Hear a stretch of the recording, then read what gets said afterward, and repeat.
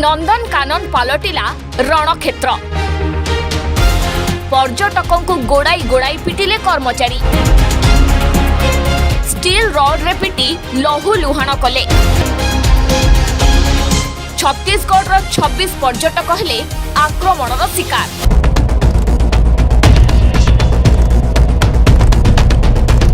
नंदनकानन को पर्यटक आसंती बुलिबा पाई निज परिवार लोकों सह आसी पशु पक्षी को देखि मजा नियंती।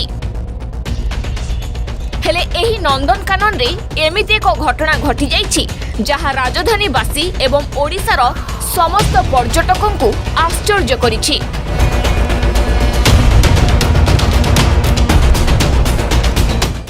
दृश्य को देखिले जे केही भी नंदनकानन को जीवा पूर्वरु 100 थर चिंता करिवो, कारण नंदनकानन रे पशु पक्षी ठारू रक्षा करिबा पई कर्मचारी नियोजित होइथांती।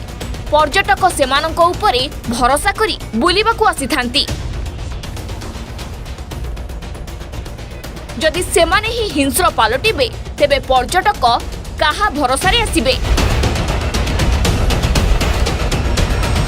नंदनकानन परिसर रे पर्यटकों को मरणांतक आक्रमण करिसेंती नंदनकानन कर्मचारी।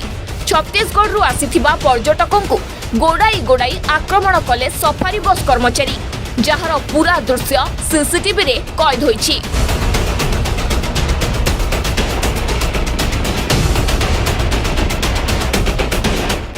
एपरी घटना नंदनकानन प्राणी उद्यान रे सफारी काउंटर रे घटिथिला।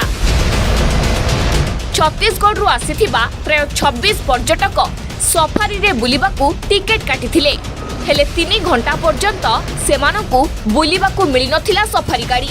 सेमानक पछरे छिड़ा होइथिबा अन्य पर्यटक माने टिकेट काटी बस रे बसिथिले, हेले छत्तीसगढ़ पर्यटकों को गाड़ी मिली नथिला। एहाकू नै पर्यटक माने पार्टीतुंड आरंभ करिथिले। परे सफारी कर्मचारी एवं पर्यटकों मध्यरे तुमुल कांड आरंभ होइथिला। उत्त्यक्त कर्मचारी स्थानीय अंचलर प्राय 50 लोकों को डाकी सफारी काउंटर निकट रे थिबा स्टील रॉड को उठाई पर्यटकों को आखि मुजा पिटिथिले। एमिति कि पिटी पिटी लहू लुहाण करि देइथिले। आक्रमण रे 5 जण गुरुतर होइछंती। गुरुतर माने नंदनकानन थाना रे एतला देइथिले। एतला को आधार करी पुलिस घटनार तदंत करी किछि आक्रमणकारी को अटक रखिछि। नंदनकानन उपनिर्देशक संजीव कुमार कहिछंती आक्रमण घटना रे रेंज सिक्यूरिटी ऑफिसर को रिपोर्ट मगा जाइछि। स्थानीय सुरक्षाकर्मी और सीसीटीवी आधार रे रिपोर्ट देबाकू निर्देश होइछि। थाना रे उभय पक्षरु होइथिबा अभियोगर तदंत करा जिवो। पुलिस रो तदंत रिपोर्ट आसीबा परे कार्यानुष्ठान निया जिवो। दर्शक बंधु, नंदनकानन को प्रतिदिन हजार हजार पर्यटक बुलिबाकू आसुथिबा बेले कर्मचारी एपरी आचरण को देखि समस्ते भयभीत होई जाइछंती। आगो को जदि एमिति कर्मचारी नाली आखि देखिबाकू मिलिबो तेबे पर्यटक बुलिबाकू आसीबे कि नाही ताकू नै उठिछि प्रश्न।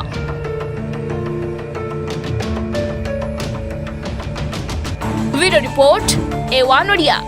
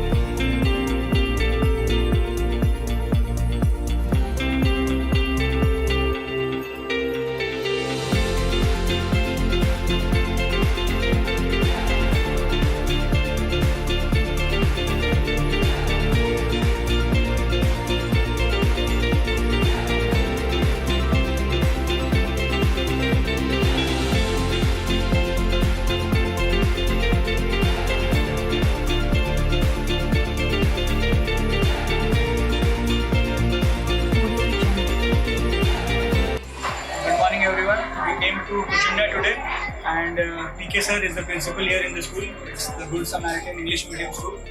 So we came to know many things about the school regarding the problems they are facing with classrooms and benches and everything. So Roundtable India would like to help them. A small gesture by sir. So please can you share what problems are being facing at the school? So good morning, everybody. This school started in 1989, but still we are facing so many problems. We are conducting from LKG to class 10. There are so many outgoing students from this school. All are becoming the very good positions.